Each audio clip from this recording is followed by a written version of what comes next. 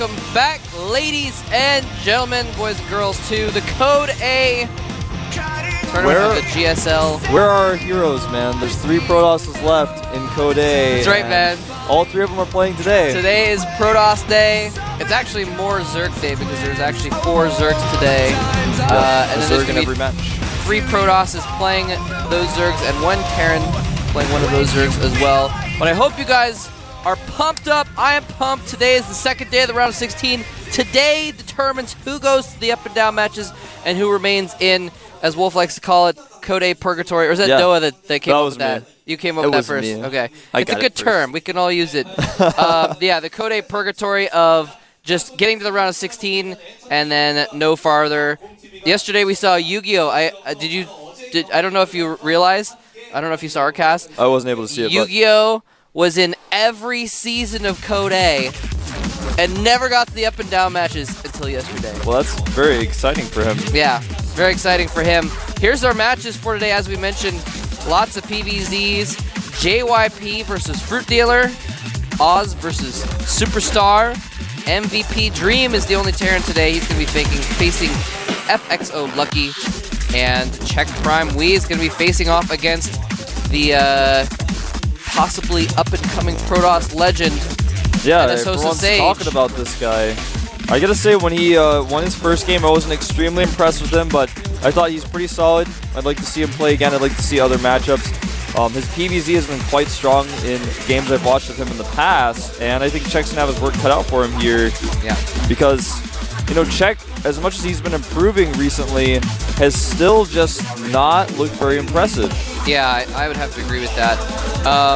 Yeah, I'm really curious to see what happens with both Sage and with JYP, because this season, Sage is kind of the guy that everyone's like, oh, he's a good Protoss, he's actually going to be good, he's the next Protoss Bonjour, he's going to kill everyone, and you know, I'm the kind of guy that I don't really buy into that. I have to see the results first before I really believe it. But last season, JYP was that guy, where everyone's like, oh, JYP is going to kill everyone, and he actually just like barely got the up and down matches and actually only got like 1 or 2 wins in the up and down matches and didn't go past that. So JYP has some proving to do here in my eyes, as does Sage. But there is FruitDealer. He's proven himself in the past. Can he continue to prove himself? You know, today's a big day for FruitDealer. Obviously, he was able to get a 2-1 win over Sase. The loss he had in that set was actually due to his own all-in failing against Sase. And, you know, I gotta say, FruitDealer looked pretty good against Sase, but Sase is a much less experienced player. He hasn't been in Korea for very long, and FruitDealer has been training with Koreans on 2 awesome teams, TSL and StarTale, for a really long time. So, you know, I don't know if that's really indicative of FruitDealer's skill or more of his experience over Sase. Yeah, and here's JYP beat Juktu, another Zerg player. So he's got some experience beating Zergs recently. He's been practicing versus Zerg since for an extra week, I guess. Well, I guess the FruitDealer's practicing versus Protoss also, so never mind. But yeah, so he is coming off of a win versus Juktu. That was also a situation where I think JYP just kind of outclassed Juktu. Yeah, Juktu had twice the supply of JYP in one game, and JYP still won. Yeah. That was a bit of a silly series, to be honest with you. But yeah, Juktu, he just somehow got onto the qualifiers. They're saying something funny in the chat. I wish I could read it. All I can read is the the laughing there. Anyway, yeah, I think FruitDealer, you know, FruitDealer is a lot of the older stars, like from the first couple seasons, that really showed themselves there. A lot of them just kind of like really fell off and like just became bad. They were just really good at the beginning of the game, but the skill of the game advanced so quickly they got surpassed. FruitDealer, he's actually one of the few players from had a successful first couple open seasons that stayed solid. He hasn't stayed as a star, but he's actually been competitive this whole time. It's true. He's never been fully out yet. And, you know, a lot of people expected him to lose last season, and you know, and some people perhaps might have even predicted Sase to beat him just because Sase's been training so hard and FruitDealer just hasn't seemed to be doing extremely well. But I think this is definitely a situation where FruitDealer is the underdog. I think JYP has probably got an advantage here, but we're about to find out as the map is loading who's going to take this first game. I am Wolf, and with me is Voltrap, GSL Code A.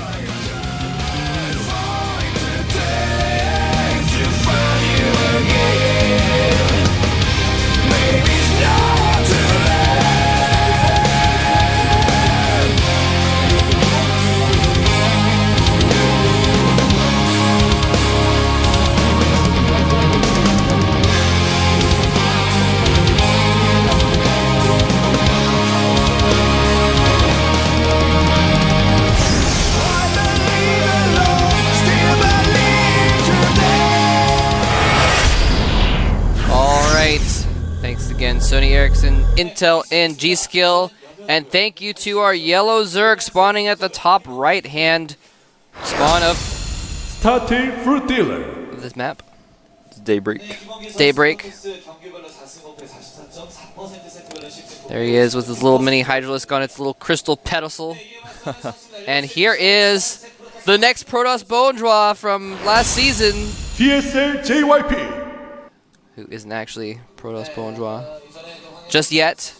By the way, for those of you that are new to the scene, Bone Draw is like a term for like the best of a time. Is basically, that's not like a translation, but that's kind of what it indicates. Yeah, that's basically what a Bone Draw is. So people might say like, well, there's a lot of debate as to what qualifies a Bone Draw, but you know, if you go back into the Brood War days, for instance, there was a time when Savior was just completely dominant for an entire year. So he was the Bone Draw at that time. So don't know if we've even have enough StarCraft 2 to really say anyone's come close to that. Yeah, I personally feel that the closest person to a Bone Draw in StarCraft 2 as an ST, but he's not as dominant as Bone Draw requires. Yeah. Oh, nice hatchery block there. So that's going to be very annoying for FruitDealer. He has to make a spawning pool immediately.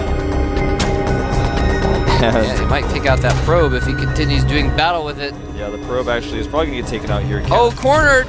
Nice job by FruitDealer. And owned. Yeah, Nexus first goes down for JYP. Interesting. Of course. He should have known that he forced the pool first, but it's still such a long rush distance that you could still get that down. Long rush distance, plus he knows the pool's going to be late because he knew the drone was positioned to do a hatch first, so he knew that the pool was much later, around 16, rather than a more normal pool timing. Just to drop some stats on you guys real quick, I was looking at these guys' stats, and JYP is actually pretty good versus Zerg. His main matchup is versus Protoss. He's actually extremely good PvP, but he's coming off some wins versus Zerg. I mean, he just beat Juke2, as we mentioned before, but before that, he actually, one of the few wins he got, or actually the only win he got, I think, in the up and down matches was against Violet, who was a Zerg player, and then previous to that, last season of Code A, he took Dong Regu out of Code A by beating him, so he's on a winning streak versus Zergs. FruitDealer, on the other hand, he's kind of been about middling versus Protoss, so, you know, he doesn't have really that kind of momentum going in, but, you know, he has beaten Sase recently, and before that, he faced off against Ace in the Super Tournament, so it's been a while. Yeah, it's been a little bit of time for FruitDealer to play against Protosses, but he won against his most recent Protoss opponent, of course.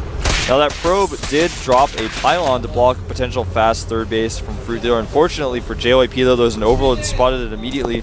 So whether or not he wanted to take a fast third base, he basically just lost that pylon immediately. Didn't really buy him any extra time. Just killed it. Neutral depot being killed as well to help the wall off. Not the depot. I think we just supply block Daybreak. I don't know. It depends on how many units are there on the map, or how many automatons. Well, I don't know how much supply an automaton is. It's probably about 9, I would say. Probably 1 supply, man. I don't know. I think it's like 9. Those things are small. They're powerful though. What is their power?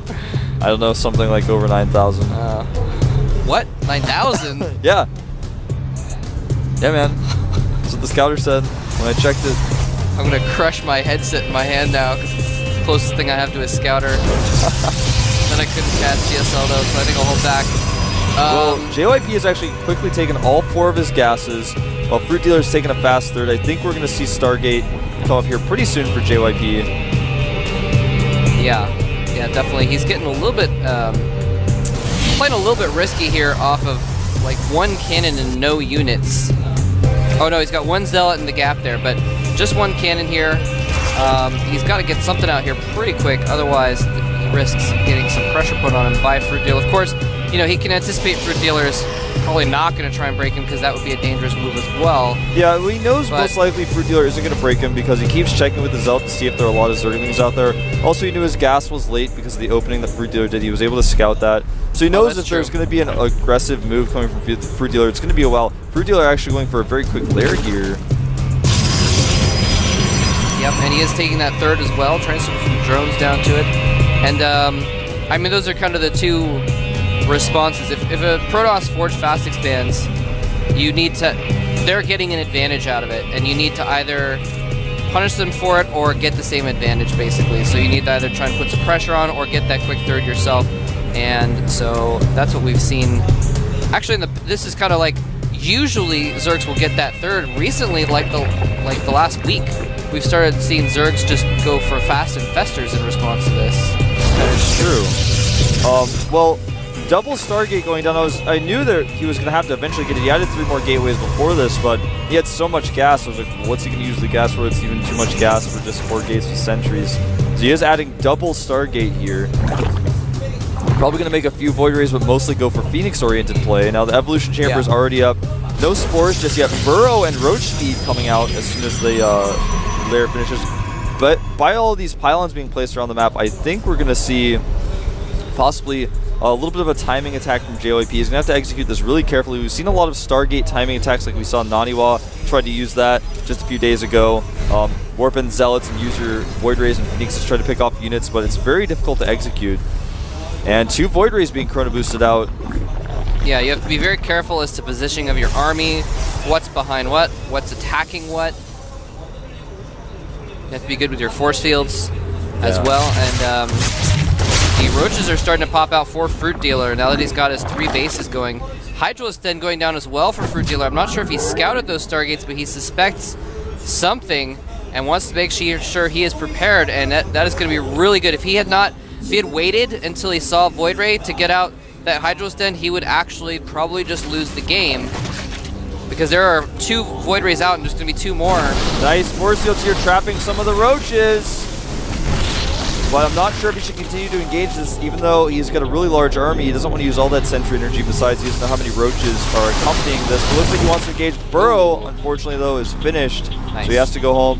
And JYP is actually hiding his Void Rays. He's actually continuing to Chrono Boost them out. He's got 2 more on the way. And actually 2 more following those are already rallied in there. So he is actually going to go for He's going to wait for 6 Void Rays. Super sneaky Void Ray tactic. And he's showing a lot of gateway units at the same time, trying to convince FruitDealer, okay, I'm just going for a gateway-heavy army. Yeah, FruitDealer's been making a lot of Roaches. He's already gone up to 19. He's continuing to drone right now. The worker count is 64 drones to 55 probes, 10 drones in production, about to finish. Yeah, I still think FruitDealer's going to be prepared for this, though, because he's got the Hydra Den. Hydra range is about to finish. As soon as he shows those Void Rays, all he has to do is back up with his Roaches, and he's going to try and pick off. Ooh, it looks like he was going to try and target down those sentries, and now he sees the Void Rays are out. Force Fields going down, but the problem is he can just burrow. There you go. He can just burrow, and Hydralisks immediately begin production. And all he needs, I mean, that's a lot of Void Rays, but if he can get out maybe 10 Hydralisks, that'll be enough to deal with it. Yeah, and you can even burrow his Hydralisks, do all sorts of things. I mean, he should be perfectly fine. He can even burrow Queens that are about to die until he can get enough Hydras out. 12 Hydras in production now, and these Roaches are denying the 3rd quite easily. Here come the Void Rays, though, going for that Evolution Chamber immediately, so he can't make any additional spores. And the Hydras are popping out as we speak. The Queen needs to, doesn't micro the Queen, burrow micro it rather. These Void Rays are all charged, so they can do a ton of damage. The Hydra's being picked up by Phoenixes, so he can isolate a few of those. Does lose a Phoenix. Nicely done by FruitDealer. Lost a little bit there, but he didn't go and just send his units in piecemeal. Oh, hold that thought. These Roaches might get caught. Not the best control there by JYP, and the probe that's trying to make a pylon is trying to push through those Roaches. Oh, and he actually picks off that probe before retreating fully with those Roaches. Nicely done. Oh, but they get caught by the Void Rays. And the Observer is out, so of course, even if he burrows, cannot escape. But FruitDealer has got a really good composition right now. He's got 20 Hydras out. He's got 13 more on the way. He's going to have a very large Hydra army. If his creep spread were a little bit better, he could be a little bit more aggressive. But essentially, JYP just is starting his 3rd, and as soon as FruitDealer spreads his creep a little bit more, he can easily take a 4th base. In fact, he's already taking a hidden 4th in the bottom right. JYP is going to have to start doing something a little bit more than just poking with Void Rays, but is he going to be able to do that? Look how many Hydras that is. A ton of Hydras, and he's pumping out Roaches to follow up with that, or he was pumping out some more Roaches, and he's going to go ahead and take a 4th, it looks like. Yeah, there's the Roaches right now, 12 Roaches. I think we're going to see an attack once those Roaches come out, because then he will have a good Roach buffer to sit in front of the Hydras, and soak up fire from the Stalkers, do damage to the Stalkers, and the Hydras just sit behind and deal so much damage. Those Void Rays won't be able to do anything against that many Hydras.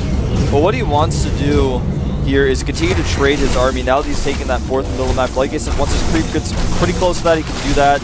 And, you know, he's actually just going to continue to push right now, despite not having creep.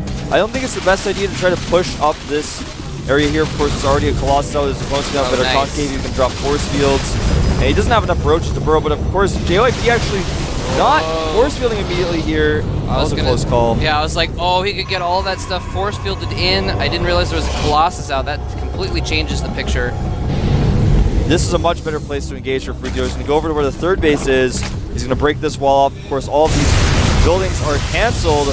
There are a few cannons here to help out, but that's so many Hydras. They're going to do so much damage. They don't have any upgrades besides range, but it doesn't look like it's going to matter. Doing so much damage in the 3rd base location. The Void Rays are doing a decent amount of damage. Good force fields here. And the Colossus is actually coming into play quite a bit. Yeah, looks like JYP is actually going to hold this quite well. Another Colossus coming in from the bottom as well. Yeah, the Colossus just sitting in the back doing so much damage.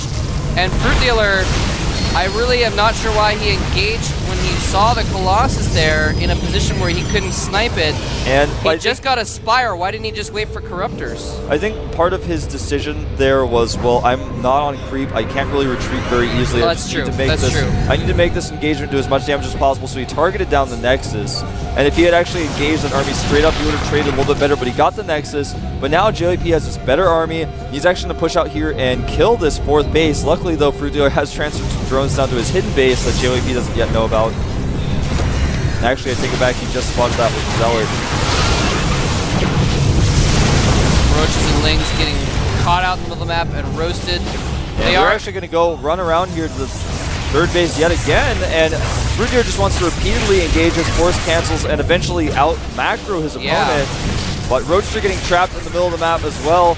JYP's army is getting so large that even if FruitDealer forces a cancel here, I'm not sure if he's going to have enough units to hold the next attack. Yeah, that's the problem, is you can stop the economy all you want, but if you don't have an army, it doesn't actually matter. FruitDealer was even in supply before that, but now he's behind about 40 supply. He is going to have 13 Corruptors out when this attack hits, but with all these Stalkers and the Void Rays, that's actually too many Corruptors. He actually has no real units to support them. Well, 7 Roaches and 6 Hydras against the firepower of 20 Stalkers, 3 Colossi, 6 Void Rays, and 8 Zealots, also 3 Sentries. Yeah, this is going to be tough for him to hold. He's about 20 supply behind now at this point. He's just going to sack that. That's a good idea. Just forget that 4th base. A Zealot Warpin actually kills his bottom right base as well, so he actually has lost all of his extra bases. And you know what? FruitDealer's in trouble. He actually just lost too many units in these engagements, and now JYP's army is just too strong. Here we go, engaging the main army now, taking out these Corruptors very quickly. Yeah, taking them out very fast. He's going after the Void Rays with the Corruptors. I think it might be a better idea to try and target down the Colossi. But either way, he's going to get neither. He's not going to get anything. The Stalker's picking off all the Corruptors since he wasn't actually fighting with the rest of his army at the same time. And FruitDealer is going to lose the first game of this series. JYP all up in his 3rd base. JYP has taken his 3rd. GG. GG. Coming from FruitDealer. So, man, for a minute there, I thought FruitDealer was in a perfect position. Me too. And problem is, JYP just got 1 Colossus out and had good position. Yeah, he killed that army, and then that was an okay trade for FruitDealer. Kill your Nexus. But then FruitDealer made too many Corruptors, and also he sent another handful of about 20 Roaches to attack the base against some Zerglings. And yeah, it's good. You want to keep your opponent's base delayed as much as possible, but it was already delayed enough to where if JYP turtled up and tried to get that 3rd up, FruitDealer would have had full mining on that 4th and 5th base. Then he would have been on Remax again and just continue to pressure at that point. But he actually pressured again too soon and didn't kill enough of JYP's army. Then suddenly he had like 7 Roaches and 4 Hydras against the massive army of JYP. The Death Ball. Yeah, so... Yeah. And then 13 Corruptors came out and they were like, I could shoot at some Void Rays, and they didn't kill any of the Void Rays or the Colossi, and then it was like, I guess I lose. Yeah, it was... like you said, his idea was kind of like, all right, well, I'm just going to delay your third over and over again. You're going to be on 2 bases so long while I'm on 5 bases that I'm just going to out-macro you. But he never got those extra bases really going. He never actually got that macro in. He never traded so efficiently enough to where JYP would have been scared to move out. So if you do pressure like that as a Zerg player and your Pro Loss opponent loses too many units and he's like, I have to remax now. You know, if you get to that point, the Pro Loss is like, well, I don't want to move out because if I get caught in the middle of the map and lose my army, the game's over, so I want to turtle up until I'm maxed. But JYP knew FruitDealer lost too many units. I actually traded better than he did in that fight. Now I'm slowly getting a better army than him, and he attacked me again. Now I have a way better army than him, and I'm just going to kill him, even if I have to cancel my 3rd base again. I'm a little bit, I kind of feel like if FruitDealer, when he went up that ramp and he saw the Colossus and the sentries were there and everything, he wisely turned back.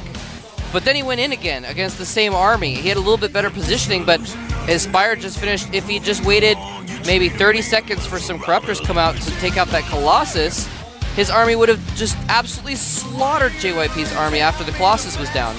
So, I mean, that Colossus just did so much damage from behind there. It really helped out a lot. I don't know. It could have been different. It could have ended up the same. I'm not sure, but we're going to find out what's going to happen in Game 2 if JYP is going to bring it home 2-0 or FruitDealer can tie it up here at the GSL October.